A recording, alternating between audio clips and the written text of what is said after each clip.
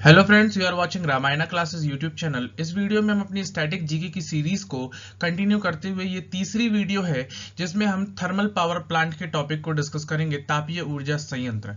इस वीडियो में हम डिस्कस करने वाले हैं कि तापीय ऊर्जा संयंत्र आखिर होते क्या हैं, यह कैसे काम करते हैं, इनका इतिहास क्या है, भारत में आज इनकी स्थिति क्या है, इनसे होने वाली प्रॉब्लम्स और गवर्नमेंट ने इनके लिए क्या क्या एफर्ट किए हैं, और फाइनली हम भारत के मुख्य तापीय ऊर्जा संयंत्र को डिस्कस करेंगे।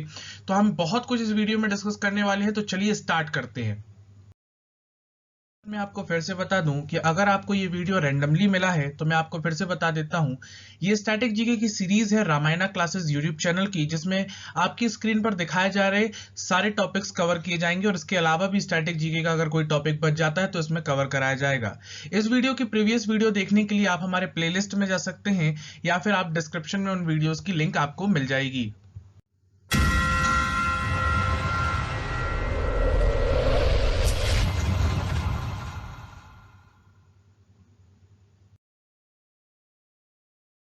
चलिए स्टार्ट करते हैं। अब हम बात करते हैं आखिर थर्मल पावर प्लांट होते क्या हैं। इनकी परिभाषा की बात करें तो जैसा इनका शाब्दिक अर्थ निकाला जा सकता है कि ये एक ऐसा संयंत्र है जो तापीय ऊर्जा को विद्युत ऊर्जा में परिवर्तित करता है। ठीक है, तापीय ऊर्जा को विद्युत ऊर्जा में परिवर्तित करता है, फिर उसके बाद जो विद्युत ऊर्जा हमें प्राप्त होती है उसका इस्तेमाल हम अपने लोकल एरियाज या फिर जहां पर भी हमको नीड है वहां पर हम उसका इस्तेमाल कर सकते हैं। थर्मल पावर प्लांट, अगर हम इंग्लिश के वर्ड से इसका अर्थ निकालने की कोशिश करें तो ये एक प्लांट है जो हीट एनर्जी को इलेक्ट्रिक एनर्जी में कन्वर्ट करता है।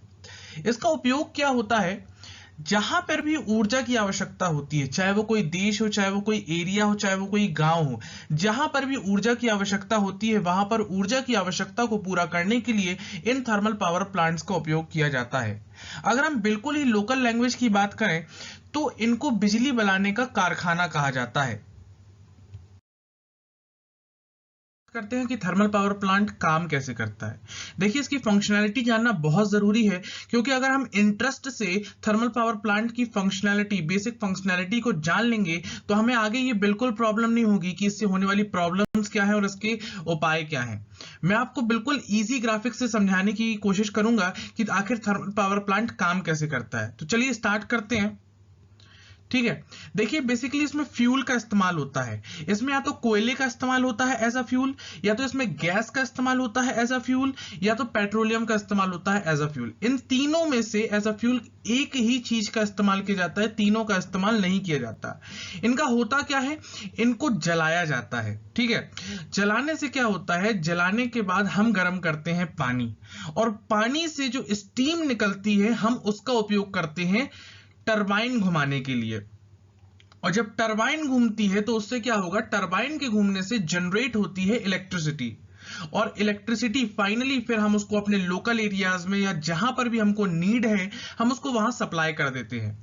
एक बात और, जब स्टीम के प्रेशर से टरबाइन को घुमा दिया जाता है तो स्टीम की जो टेम्परेचर है उसको पुनः डाउन करके उसको लिक्विड वाटर में कन्वर्ट कर दिया जाता है, ताकि हम उस पानी का इस्तेमाल दोबारा अपने थर्मल पावर प्लांट में कर सकें।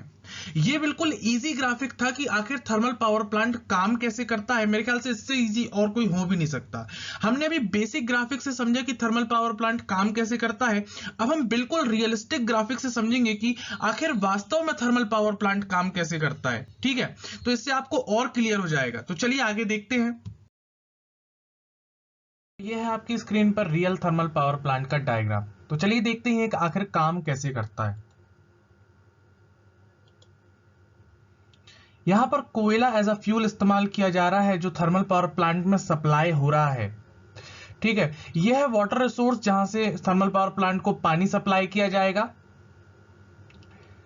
यह है रियल थर्मल पावर प्लांट की भट्टी जहां पर अभी आग जलती हुई दिखाई दे रही है, और जो सांप की तरह दिख रहा है वो है बॉयलर, और लेफ्ट साइड से एंटर कर रहा है कोयला, और अब राइट साइड से एंटर करेगा वाटर। यह है वाटर।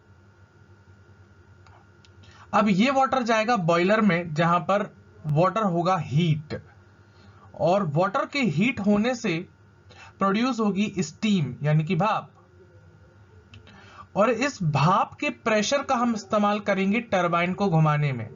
ये जो स्टीम का प्रेशर हुआ जनरेट हुआ है, अब ये आगे लगी हुई टरबाइन को पूरी ताकत से घुमाएगा।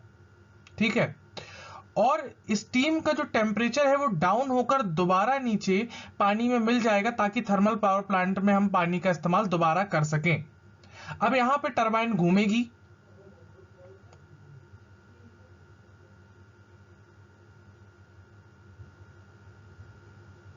यह है जनरेटर जो इलेक्ट्रिसिटी जनरेट करेगा टरबाइन के घूमने से। अब यहां से हम पैदा हुई इलेक्ट्रिसिटी को हम अपने लोकल एरियाज में या जहां पर भी जरूरत है हम उसको सप्लाई कर सकते हैं। आई होप आपको इस ग्राफिक से समझ में आ गया होगा कि थर्मल पावर प्लांट आखिर काम कैसे करता है। हम बात करते हैं थर्मल पावर प्लांट के इतिहास के बारे में। सबसे पहली बार थर्मल पावर प्लांट की स्थापना की गई थी 1882 में लंदन में। उसका नाम क्या रखा गया था? उसका नाम रखा गया था Edison electric light production house. इसकी स्थापना की किसने थी? एडवर्ड जॉनसन ने इसकी स्थापना की थी।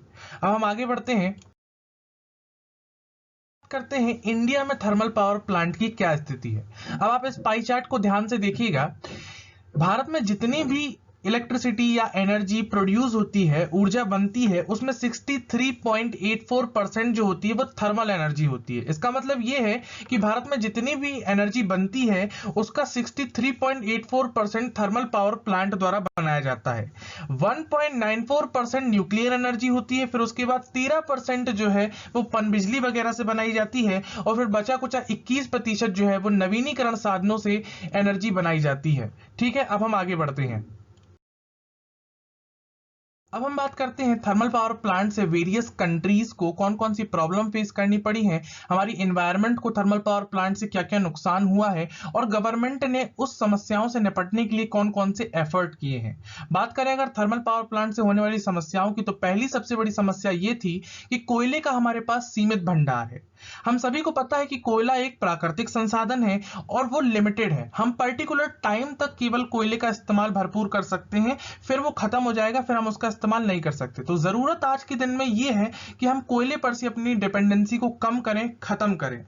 अगली सबसे बड़ी प्रॉब्लम ये थी कि कोयले को जलाने से पॉल्यूशन होता है, ये हम सभी को पता है। ठीक है, तीसरी सबसे बड़ी प्रॉब्लम ये थी कि इससे फ्लाइंग ऐश का निर्माण होता है। कोयले को जलाने से फ्लाइंग ऐश का निर्माण होता है, उड़ने वाली राख का निर्माण होता है, जो कि बहुत डेंजरस है। इसमें सिलिका जैसे हार्मफुल कंटेंट होता है जो बहुत हार्मफुल है। इसको हम आगे डिस्कस करेंगे डिटेल में। और सबसे लास्ट में थर्मल पावर प्लांट में कार्बन का उत्सर्जन बहुत ज्यादा होता है, जो कि हमारे एनवायरनमेंट के लिए बहुत डेंजरस है।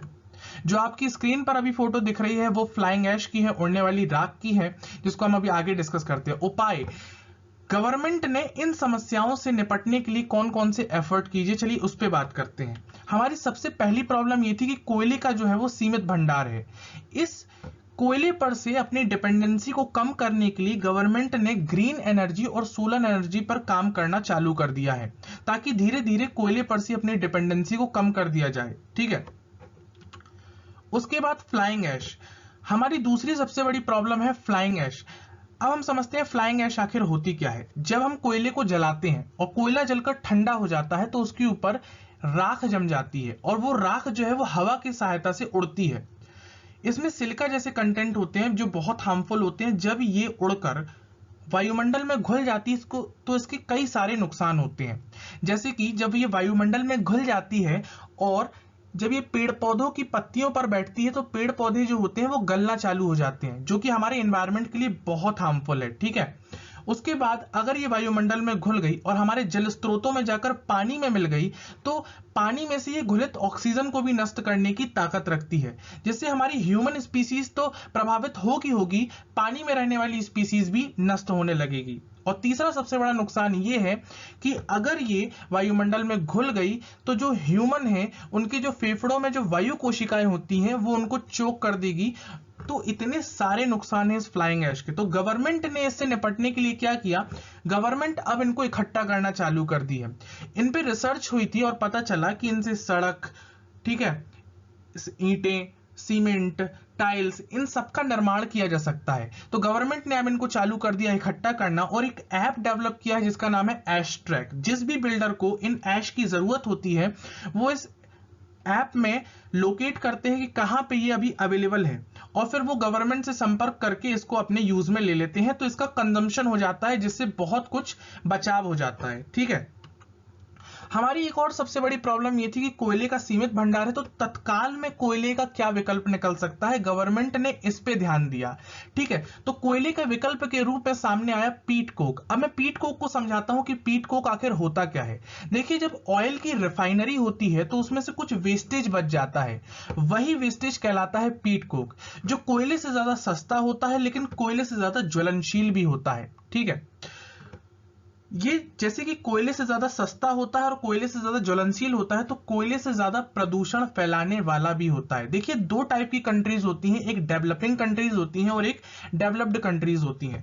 ये जो पीट कोक है ना, वो डेवलप्ड कंट्रीज में ज्यादा मिलता है। जब डेवलपिंग कंट्रीज ने बोला कि हमको पीट कोक अपने थर्मल पावर प्लांट के लिए फ्यूल के रूप में चाहिए, तो डेवलप्ड कंट्रीज ने मना कर दिया, क्योंकि इससे प्रदूषण कोयले से भी ज्यादा हो रहा था। तो फिर जो डेवलपिंग कंट्रीज हैं उसने पीट कोक का भी विकल्प ढूंढा, वो था मेथनॉल इकोनॉमिक्स। इसमें इकोनॉमिक्स जैसा कुछ भी नहीं है, ये केवल एक नाम है। ये गन्ना और मक्का का जो वेस्टेज होता है ना, उनको जलाने पर जो फ्यूल का निर्माण होता है या फिर उसको जलाने से जो हीट उत्पन्न होती है, उसका इस्तेमाल करना फाइनली इन्होंने चालू कर दिया। अब हम आगे बात करते हैं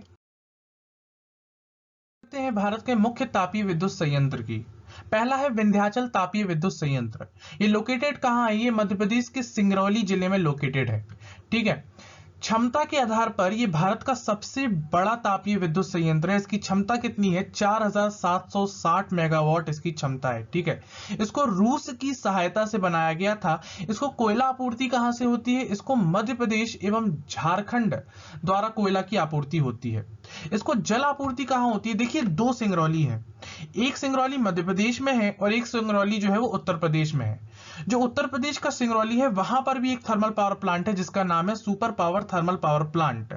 वो अपने लिए जिस पानी का इस्तेमाल करता है, उसका डिस्चार्ज पानी इस थर्मल पावर प्लांट को मिलता है। उसका डिस्चार्ज पानी जो विंध्याचल तापीय विद्युत संयंत्र है मध्य प्रदेश वाला, वो उसका इस्तेमाल करता है अपने इलेक्ट्रिसिटी प्रोडक्शन के लिए, ठीक है।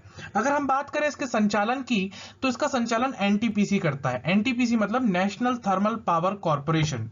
अब हम आगे बढ़ते हैं। प्लांट है Mundra mega power thermal power plant. ये लोकेटेड कहां है? ये गुजरात में लोकेटेड है, गुजरात के कच्छ में लोकेटेड है, ठीक है। अगर इसकी हम क्षमता की बात करें तो ये भारत का तीसरा सबसे बड़ा थर्मल पावर प्लांट है, जिसकी क्षमता है 4000 मेगावाट। अब हम बात करते हैं शासन थर्मल पावर प्लांट की, शासन तापीय विद्युत संयंत्र की। अगर हम इसके लोकेशन की बात करें तो अगेन ये सिंगरौली के मध्य प्रदेश में लोकेटेड है। इसकी क्षमता की बात करें तो ये 3960 मेगावाट इसकी क्षमता है। कोयले की आपूर्ति इसको मध्य प्रदेश कैपेबल है इसको कोयला आपूर्ति करने में। और जल आपूर्ति, देखिए, भारत की जो सबसे बड़ी कृत्रिम झील है गोविंद बल्लभ सागर पंत, उसका पानी इस्तेमाल होता है शासन तापीय विद्युत संयंत्र में, ठीक है। सो ये था हमारा वीडियो। हमें सपोर्ट करके बताइए आपको वीडियो कैसी लगी। आपके पास जितने भी एजुकेशनल ग्रुप हैं उसमें इस वीडियो को शेयर कीजिए, हमें लाइक कीजिए एंड सब्सक्राइब कीजिए। Thanks to watching.